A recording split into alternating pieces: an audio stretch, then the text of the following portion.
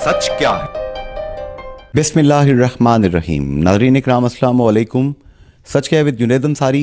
तहरीक आज़ादी कश्मीर के दो हीरोज़, लिविंग लेजेंड्स मेरे साथ यहाँ पे मौजूद हैं। हम इस वक्त जनाब डॉक्टर गिलानी साहब की रहाइश पर मौजूद हैं। इनके मेहमान हैं और ये हमारे मेहमान हैं। महमूद सागर साहब, आप हुर्रियत कॉन्फ्रेंस के कन्वीनियर भी रहे, अब भी हुर्रियत कॉन्फ्रेंस के थिंक टैंक्स में आपका शुमार होता है। क्या कहते हैं आजकल जो गिलानी साहब और जितनी स्ट्रगल हो रही है पेन के ज़रिए, लॉजिक के ज़रिए, इस्तदलाल के ज़रिए कश्मीर की आज़ादी के हवाले से, आप मुतमईन हैं? बिस्मिल्लाहिर्रहमानिर्रहीम। जुनैद साहब, आपको बहुत शुक्रिया। बुनियादी तौर पे मुतमईन होने के लिए बहुत सी चीज़ें ज़रूरी हैं, लेकिन जहाँ तक गिलानी साहब की ज़ात और गिलानी साहब की तहरीक का ताल्लुक़ है, ये इब्तिदा से इस तहरीक के भी शायद हम भी उस वक्त नहीं थे उस तरफ मुनज़्ज़म और मुतहरिक जिस वक्त गिलानी साहब थे। और गिलानी साहब को ये मौका अल्लाह ताला ने फ़राहम किया।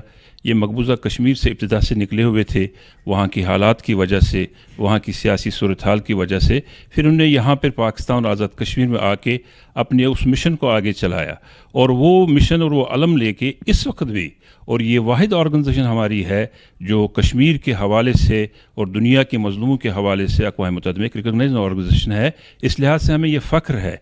इत्मीनान इंशाल्लाह उस दिन होगा और वो दिन ज़रूर आएगा इंशाल्लाह, जिस दिन के लिए गिलानी साहब और हम सब अपने घरों से निकलें और अपनी तहरीक के लिए दुनिया भर में घूम रहे हैं कि अपने हक़ की आवाज़ बुलंद की जाए।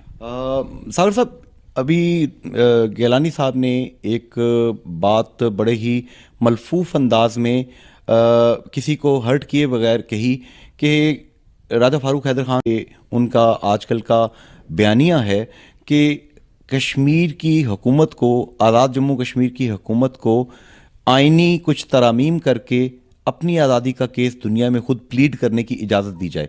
गिलानी साहब ने कहा कि आपको रोका किसने है? आप क्या कहते हैं इस हवाले से?